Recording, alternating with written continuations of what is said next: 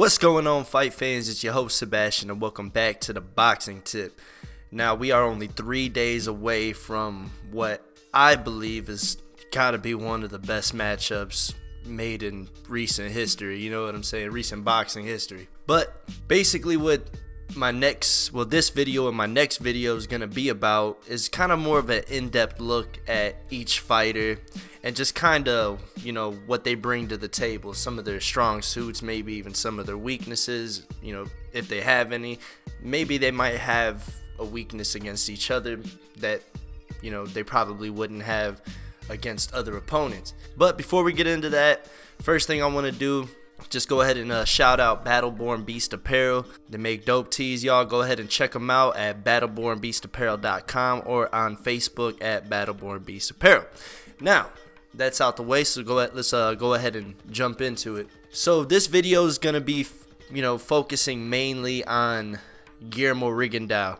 And like I said, you know, I've been a fan of this man for a long time. He's one of my favorite fighters to ever do it. Something about his slickness, his delivery, even minus the few bad fights that he's had, like where he didn't perform as well as he should have. But when he's on his game, man, it's quite a sight to see, in my opinion.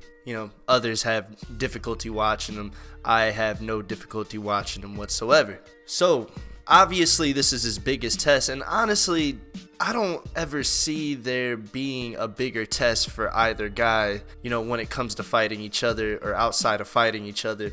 Vasyl Lomachenko, there's only one other person I can think of, in his division or around his weight division that would be somewhat close to as a competitive matchup as this one. Not going to get into that. But like I said, my focus on this video is going to be Guillermo Rigondeaux. And, I'll just kind of explain a few tactics, things that he does in particular, and things that I think he does very well and well enough that actually could be successful for him in this fight against Lomachenko. Now, the first thing I want to talk about with Guillermo Rigondeaux is, I've watched videos on YouTube kind of breaking down his style, just kind of doing my research aside from, me watching him in his actual fights on YouTube, because I do a lot of that. But, and this is kind of a lot of what people first notice about his style, and it's that pawing jab. He doesn't have, he has a guard. There was this one video that I seen, I can't remember who the channel was, but they had a video called Guillermo Rigondeaux, the fighter without a guard, or something like that. It was along those lines. It's actually a really good video. But in that video, he talks about Rigondeaux's, his right hand, or, that pawing jab. And I've watched many different videos, and many people explain it in a lot of different ways. And, and they hit it on pretty spot on. So, there's not really much more. I'm not going to be able to break it down into much more detail as everybody else already has. But basically, when they say he doesn't have a guard, his pawing jab, or his lead hand, which is, he's a southpaw, so it'd be his right hand. He uses it in many different ways, offensively and defensively. And it's crazy how with just his lead hand, can determine or can completely offset his opponent. Like you've seen in the Nonito Donaire fight, his lead hand was in Donaire's face the entire night, checking his Donaire's lead hand, forcing Donaire to slap down Guillermo Rigondeaux's right hand, which I always like to refer to it as kind of like a early warning system. Once his hand has been disrupted or has been bothered, he has like a natural reaction to it, which can either be an offensive reaction or a defensive reaction. I'm guessing, I'm gonna assume, depending on how aggressive the disruption of his lead hand really is. Obviously, if it gets slapped down, there's a good chance that there's gonna be a jab coming over it. He'll see it coming from a mile away. Either slip to either side, or maybe just even take a simple step back. You know what I mean? It's very subtle, yet it's extremely effective. How that would fare against Lomachenko is, I'm not sure, because Lomachenko isn't just gonna walk straight in and try to challenge his lead right hand, and then, or his lead hand, and go ahead and start throwing offense. I don't think Lomachenko's that predictable. Guillermo Rigondeaux is definitely not that predictable, and he has got one of the best perceptions in boxing, in my opinion. You know, there's not a lot that Guillermo Rigondeaux doesn't see coming, and there's not a lot that's going to catch him by surprise. Now, there has been a few times where he has been caught by surprise, especially in the Amagasa fight, when he tried to do, you know, kind of like a turn move to get behind Amagasa for the sake of defense. I don't think it was, you know, not like Lomachenko where he turns his opponents usually to set up offense, but this was more of a defensive turn. Amagasa was able to whip around and just put the punch right where it needed to be, which, you know, dropped Rigondeaux. Same with like Donaire, only that was kind of coming out of the scuffle, caught Rigondeaux standing straight up. That in a million years probably would never happen, you know, to someone like Rigondeaux again, because like I said, he's got a very good perception in the ring, good ring IQ. He's very aware, situational awareness. He is very aware of what's going on and what he's doing.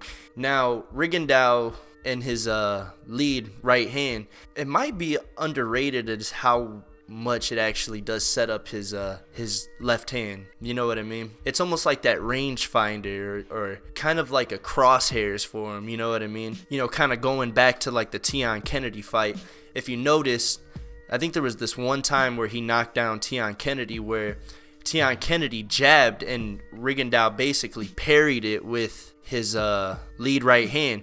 Almost like, you know what I'm saying, like a slap. Like it was like touch, and then almost in the same tempo he throws a straight left hand, which knocks Tion Kennedy down. It's so amazing how, like I said, such a subtle tactic can be so effective against many different opponents, even against, you know, a more high-level fighter like Norido Donaire, where Rigondeaux basically kept that fight at his own pace the entire time. And I credit a lot of, you know, and I give a lot of credit to his lead hand for being able to maintain that pace and dictate the, you know, the overall action of the fight. Now, like I said, a lot of people had a lot of complaints about that fight and felt Rigondeaux wasn't offensive enough.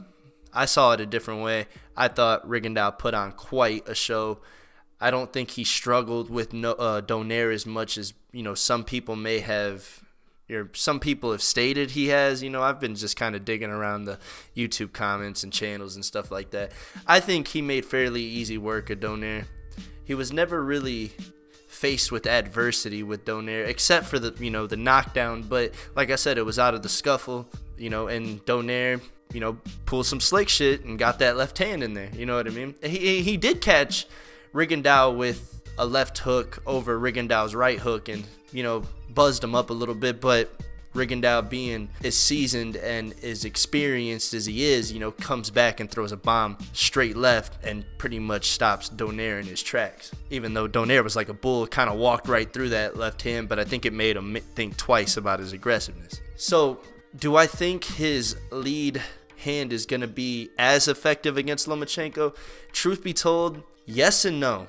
I think it could help him out a lot in defense, but I don't think his lead hand is going to be able to set up his offense like he has done in the past with it. Mainly being because Lomachenko does not sit still. I don't know, I mean, he does, you know, occasionally, but when he's in his mode and he's trying to pick apart his opponent, not when he's walking through them like a Miguel Mariaga, where you could just blatantly tell he didn't really care too much. He wanted to get in there and beat the hell out of Mariaga as much as he possibly could. Just, you know, put on a show, whatever. Wanted to be aggressive. But I'm talking more of like Nicholas Walters, or when he fought Jason Sosa. You know, these are, you know, I wouldn't say they're A-level fighters. Walters, I think he has the potential to be an A-level fighter. It's just his career is just doing something else. I don't know. I mean, you know, he quit against Lomachenko, and, you know, as it's shown to have some pretty negative effects on his career thus far. We haven't seen him on a televised event since then, and that was about a year ago.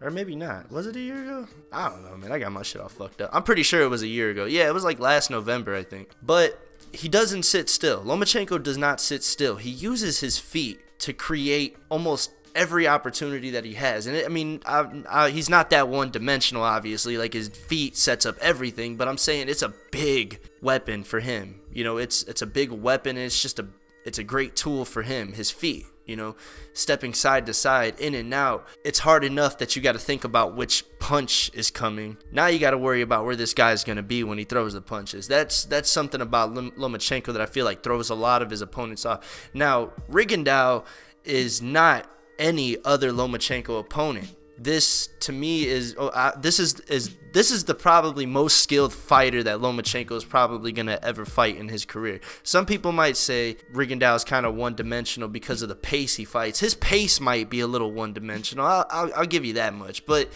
Rigondeaux by no means is a one-dimensional fighter. Sure, he doesn't have the biggest punch selection. You know, he keeps it pretty fundamental. You know, lead right hooks. The classic 1-2, you know what I'm saying? He does keep it pretty fundamental when it comes to his punch selection, sure, but setting up his punches and his perception and his awareness and his ability to counter punches, his fast thinking, these are the things that do not make him a one-dimensional fighter, because no matter what you do, it seems like he has an answer for it in some sort of way, you know? And I've never seen him really have to adjust. But I have seen him step his game up and become more aggressive when he has to, like against Roberto Marroquin. You know, Marroquin buzzed him with a couple left hooks, and then all of a sudden, Rigondeaux just comes to life. And you know what I'm saying? It's a war. It was a very entertaining fight. I'm surprised that fight's a little looked over, maybe because of the level of opposition Marroquin was when Rigondeaux fought him. So either way, you know, to me, it was a really entertaining fight, and it was a good win for Rigondeaux. He was pulling some crazy shit, like the 2-1 dropping Marroquin. That was pretty impressive, but kind of got off track a little bit. See, I can't be straightforward when it comes to talking about Rigondeaux, man. I just go into so many different directions. I knew I was gonna do this too, so just bear with me. But no, I do not think he's one-dimensional. But going back to his lead hand, will it work on Lomachenko? I think it'll be more of a tool for defense than it will for offense. Once Lomachenko, you know, he's going to be kind of trying to guide around Lomachenko moving so much and keeping basically his line of sight with that lead hand with all of Lomachenko's movements. I think if he is able to keep up and keep Lomachenko in his line of sight, which they're both southpaws, so that, you know, the spinning around thing, that's not gonna be something Lomachenko might. Think about how he fought Gary Russell Jr.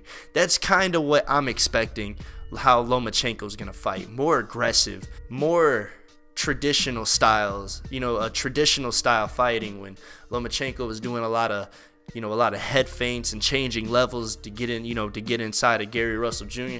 But then, he was also doing some really slick shit out this, like a pull counter, duck underneath, the return fire. He was doing a lot of different things to Gary Russell Jr. I think that's kind of the Lomachenko that I'm expecting to fight Rigondeaux. Maybe not exactly the same, but similar tactics. So I think Rigondeaux's lead hand may serve him better as a defensive tactic to keep Lomachenko in his line of sight, so that when Lomachenko starts to spring, he's going to have to get through Rigondeaux's lead hand, which will give Rigondeaux opportunity to maybe evade the attack. So, like I said, I don't think it's going to be a huge offensive tool. It may be, he might be able to sneak in some real sneaky jabs that might offset Lomachenko's rhythm. It's going to be hard. It's not easy to just land on Lomachenko at will. He's, if anything, I would say next to Rigondeaux, they're pretty much tied in perception. These guys see punches coming a mile away. You would really have to sneak something in there or catch these guys while they're on the offense in order to land a clean punch. If you're just throwing random punches or just trying to get little, pot shot jabs in there, that's not the best thing. I think when it comes to this type of fight, every punch counts. And if you throw for either of these guys to just throw random punches, see, now don't get that confused with Lomachenko and doing like his pity pat throwaway punches, because that actually sets up offense. Those are non-committed punches that are easy to get away from, but it's also a way to keep their fight, their opponent thinking. That's why I said I wouldn't include Lomachenko in doing his pity pat punches. A lot of people talk shit about that. Shut the fuck up. You don't know what you're talking about. Anyways, going back to Rigondeaux, And Lomachenko, when it comes to being aware in the ring, like I said, there's not much these two don't see coming. It's very hard to catch either guy by surprise. So Rigondeaux is going to have to be very, very choosy of what he decides he wants to throw. And the same goes for Lomachenko, because Lomachenko, I think people underestimate his counter punching ability. He's a very good counter puncher, and he's not just a very good counter puncher like one single punch. He's a very good counter puncher in combination. You know what I mean? Like his fight against Charlatan Imperio Pino, his first fight in the professionals against Ramirez. You know what I mean? He doesn't just counter you. He counters you, or even Jason Sosa. He counters you and he hits you a lot. If he sees the opportunity to counter you, he's gonna hit you a lot. That's why I feel like Rigondeaux is gonna have to be ultra perceptive in this fight, because not everything he decides to throw is gonna be a good idea. And I could say the same thing for Lomachenko. Now you see why this fight is so conflicting. You know what I mean? Trying to decipher how these two are going to approach each other in the ring. It's hard because, skill-wise, I wouldn't say 50-50. I would say Lomachenko has the upper hand on skill because he has a wider repertoire. Like, he has more tools in the bag. You know what I mean? He can refer to something else if something doesn't work, but he can refer to 100 different things if something doesn't work. Rigondeaux, I've never seen that much versatility. I'm not gonna say he's one-dimensional either. I've seen some versatility, but I've not seen versatility from Rigondeaux that I've seen from Lomachenko. You know what I mean? In comparison to Lomachenko, I wouldn't say Rigondeaux is as versatile, yet the things that he does very well. Now, another thing for Rigondeaux when it comes to defense, Lomachenko, versus an orthodox fighter, he does have that opportunity to spin around his opponent's lead left foot, thus turning them into either, whatever punch he decides to throw from there, because he's in position to basically hit his opponent with everything. Rigondeaux, that's not, like I said, against a southpaw, it's not going to be as a drastic turn, but either way, Lomachenko knows it's better to fight at an angle rather than straight ahead. So even against the southpaw, he can still pull off angles from either side. It's just not as crazy as completely stepping around him like as if he does against an orthodox fighter. But the thing is Rigondeaux is very smart when it comes to being put out of position. In the Donaire fight, I know this is a southpaw. I know Donaire is an orthodox fighter, but in the Donaire fight, Donaire repeatedly tried to get on Rigondeaux's outside of Rigondeaux's lead foot. And what does Rigondeaux do? He changes levels, steps into basically the spot that Nonito Donaire started in before he decided to take the outside angle.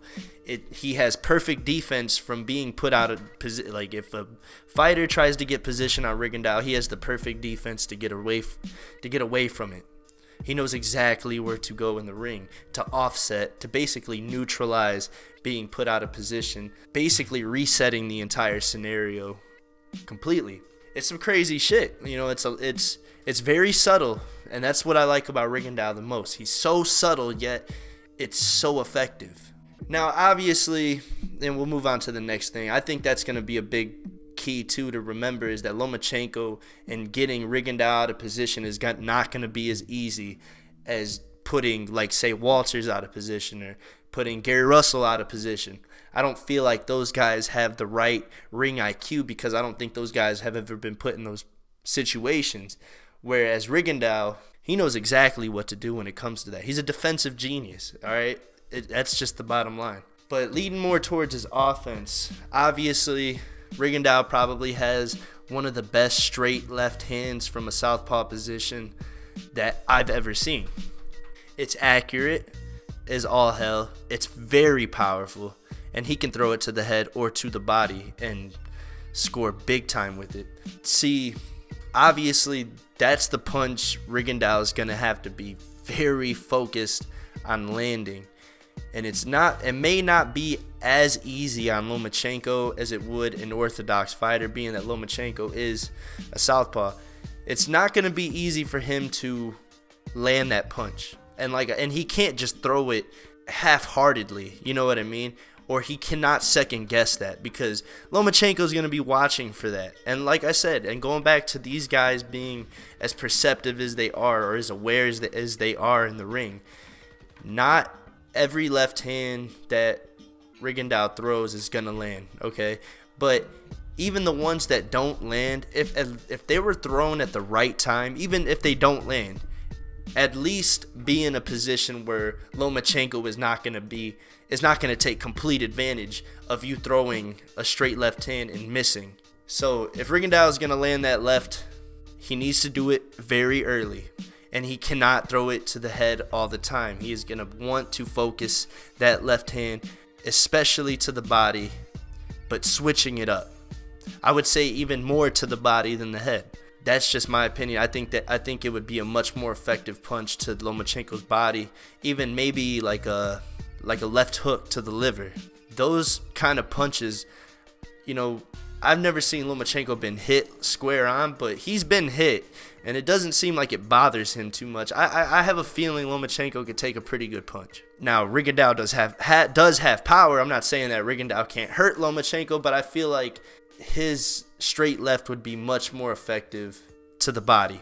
But it could also create opportunities to land it to the head, where he's going to want to, you know, on his chin or even on the forehead. Who knows, whatever. But he's going to have to change it up. He cannot be predictable against Lomachenko.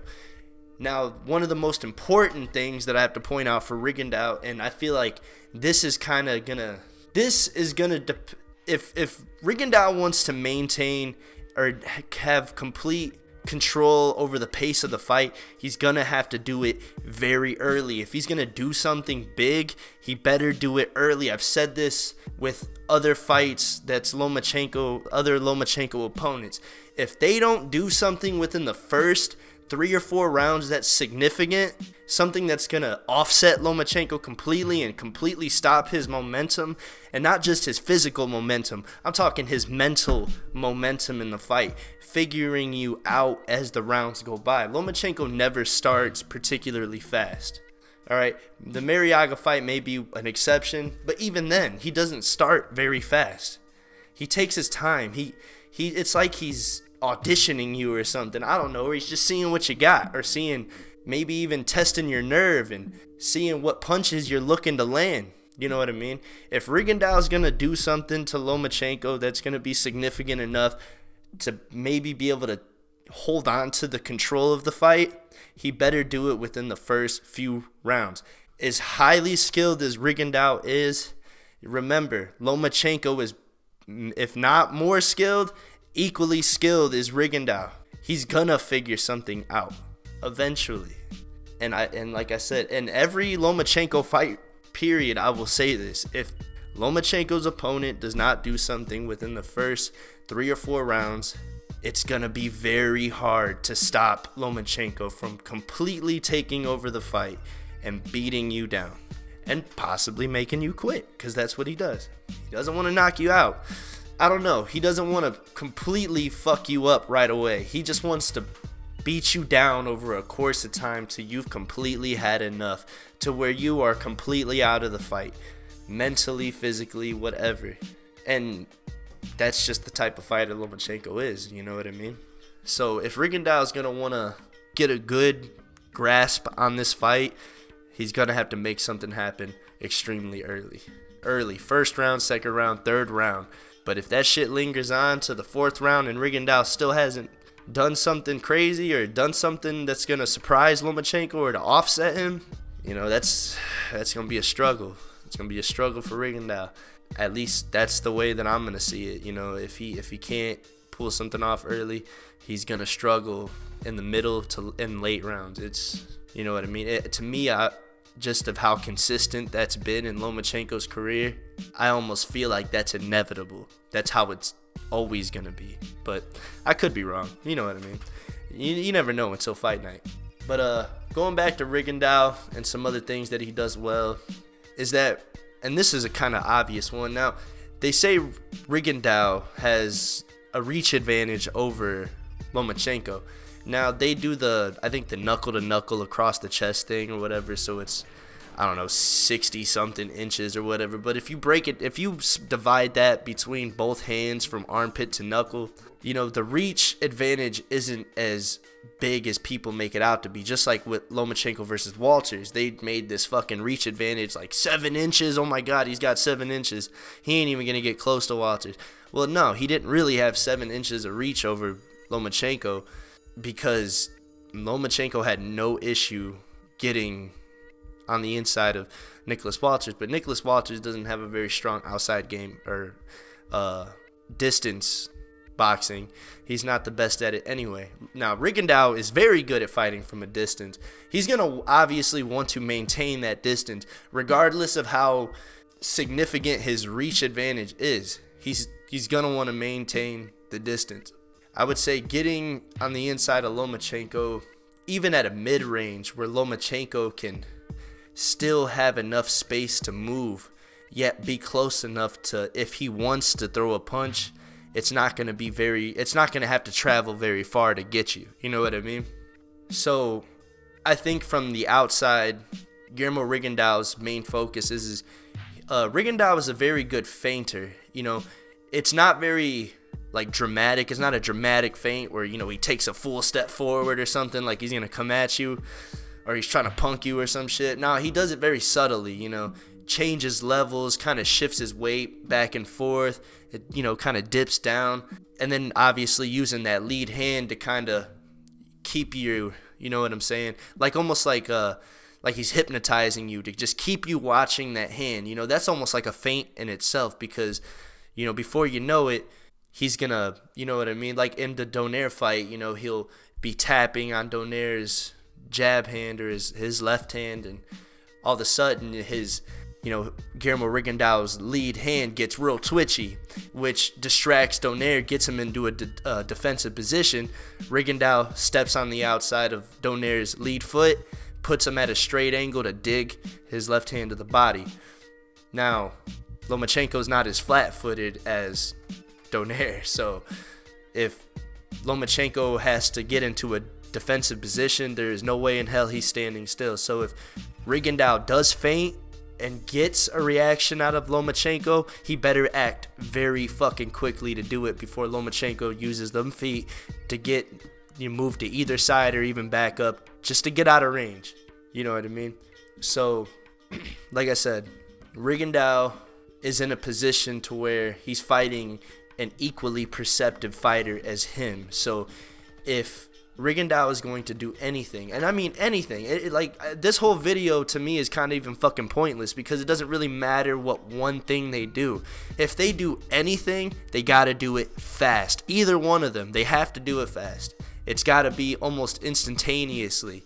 If he gets a reaction out of Lomachenko, he better act. As soon as he's reacting, as Lomachenko's reacting, Rigondeaux needs to make the most of it. He has about a half a second, if that, before Lomachenko's out of there. You know, it's crazy, man. It really is crazy. So, you know, those just are a few things that I'm pointing out about Rigondeaux. Some things that you guys should really keep in mind. You know, it's to keep you thinking. Like, it's not going to... I've seen the comment sections, man. It's not going to be as fucking easy as you guys are making it out to be. Not for either guy. For either guy, it's not going to be.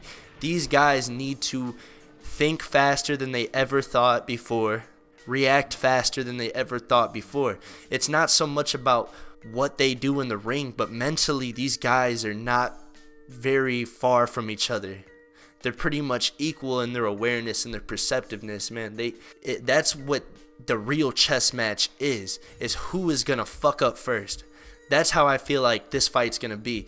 And really, Lomachenko can probably fuck up as much as he wants and still get away with it, honestly. I mean, in Rigondeaux, I don't think he has a lot of opportunity to fuck up, though. See, and that's kind of the shitty part where I'm trying not to seem like Lomachenko has the whole, the complete package to just completely dominate Rigondeaux, or he has an answer for everything Rigondeaux does. And I'm not saying that. What I'm saying is, just giving the habits of Lomachenko, or just looking at the habits of Lomachenko and how he fights, nothing surprises that guy. Nothing surprises him. And if something does surprise him, his opponents are so fucking caught off guard by what he's doing anyway. So even if when they land punches, it's never like they were in a really good position to land that punch anyway. So it almost has zero effect. You know what I mean? And that's the kind of situation that Rigondeaux is going to be faced with, man. And I'm not saying that he can't overcome it. He is very capable of overcoming that. The man can react very quick, even at his old age. I'm sure, you know, like I said, I haven't kept up with Rigondeaux as much as I should have. But I don't see much of Rigondeaux. I don't see how his age, maybe it might slow him down a little bit physically, but mentally I think he's still there. I think he's just as good as he's ever really been, to be honest with you. I don't see a guy like Rigondeaux losing a step. You know what I mean? I mean, obviously age wears you out physically and mentally over time. You know, that's something that you can't really do anything about. But as good as Rigondeaux is, you know, it's going to take some years to fucking wear that out of him. As good as he really is. You know what I mean? So that's just like, that's the hard part to figure out, though, you know, is how quickly Rigondeaux is going to be able to react to what Lomachenko's doing, especially being at a slower pace fighter, you know, as he is, where Lomachenko's going 120 miles an hour. Rigondeaux's cruising at the speed limit. You know what I'm saying?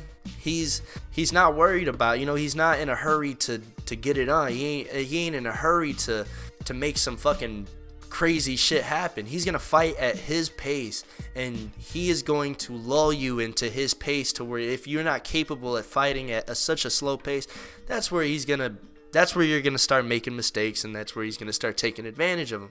But two very dominant fighters going against each other, really, whoever establishes that fast pace, which I'm sure Rigondeaux can fight at a fast pace, and I'm almost 100% sure Lomachenko can fight at a slower pace. So I don't think pace is going to be that much of a factor at who's going to win, even if they fight at a certain pace.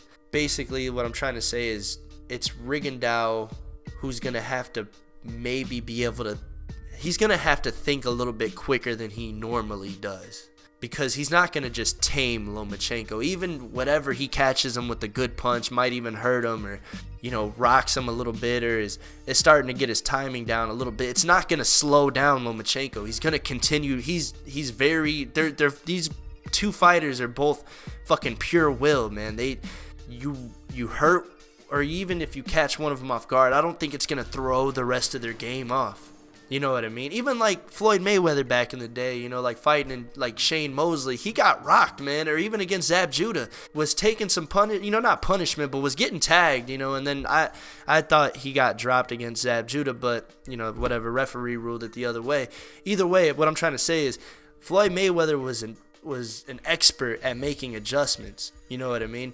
When faced with adversity, maybe Zab Judah wasn't something he's seen before, or Shane Mosley was maybe just a little bit quicker than the other people he was fighting. You know what I mean? Like, just those small differences can, you know, make you have to step out of your comfort zone. Well, Floyd Mayweather, he got hurt against Shane Mosley. He, you know, pretty much got dropped against Zab Judah and was getting countered by Judah, made these adjustments, and was able to fight his fight, even after being hurt, or almost being dropped, or whatever you want to call it, or getting countered and stuff like that.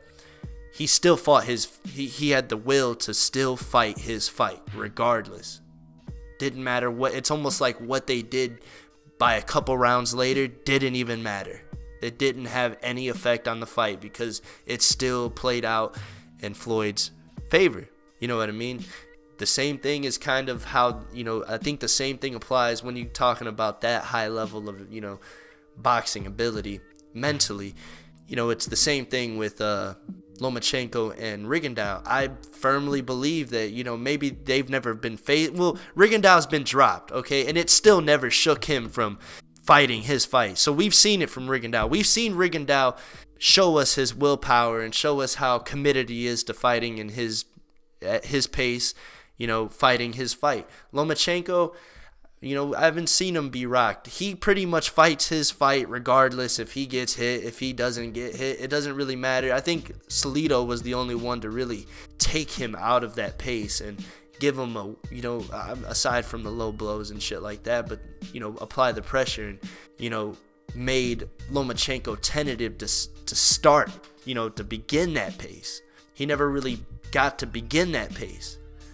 Maybe, nerves, who knows? I mean, I don't really know. It's hard to determine really what it was, but he didn't just, he didn't really come on until the later rounds. Maybe he finally got used to, more comfortable with how the style of the fight was, and he made the adjustments in the later rounds and almost got Salita out of there. I mean, he still took the L. It's whatever. I thought it was bullshit, but it's whatever. He still, he took the L. No big deal. Ever since then, ain't nobody's ever been able to pull that shit. Even fighters who were fucking levels better than Salita were not able to pull that off. You know what I mean? So Rigondeaux's got a lot of work ahead of him, man. He really does, and same for Lomachenko, man. That's like, in all fairness, man, if you think either one of these guys is going to dominate the other, even if one of them does, just the fight hasn't fucking happened yet. But for you to even assume that one's going to dominate the other and be 100% confident about it, to me, that's a little foolish, man. I think you're underestimating, depending on which side of this you're on, I think you're underestimating both of the fighters, man. I think people should really take a minute and step back, and just kind of reflect on these guys, and and just think about this. These guys are not their previous opponents by any fucking means. Before this fight was even made, people on one side are calling Rigondeaux the best fighter. I don't know about what they were calling him pound for pound, but I think he's a pound for pound fighter for sure. But regardless of his resume, man, the way he fights, his ability to fight alone puts him on the pound for pound list. Same with Lomachenko for me in my top 10. But basically what I'm trying to say is, before this fight was even, in the talks or whatever, I know that there's been, I think, another occasion where this fight almost happened. Some stuff got messed up in the negotiations, whatever. I don't really care too much about that. Just, like I said, if the fight ain't happening, that's all I need to know. But, yeah, these guys are not their previous opponents by any means, because before this fight was going to happen, I keep fucking repeating this, I'm sorry, but before this fight was going to happen, these guys were looked at as the best fighters on the earth, the best fighters alive today, and possibly some of the best fighters of all time, Lomachenko and Rigondeaux. Yeah, I know, whatever, they ain't had fucking extensive professional careers, whatever. I ain't never seen anybody fight the way that these guys fight and do the things that they do in the ring and take control like they take control in the ring, regardless of the fucking opponent. To completely take the other guy out of the fight almost 100%, to the point in Rigondeaux's case where they can't even touch you, and to the point in Lomachenko where he basically sucked their soul out, and they're basically lifeless bodies just walking around the ring and taking a beat down. You know what I'm saying? I've never seen fighters in the past be able to have this type of dominance in the ring. That's why I do consider these two some of the best to ever do it in boxing history. That's just my opinion. You can disagree if you want. It doesn't really matter to me. That's the way I'm always going to look at it.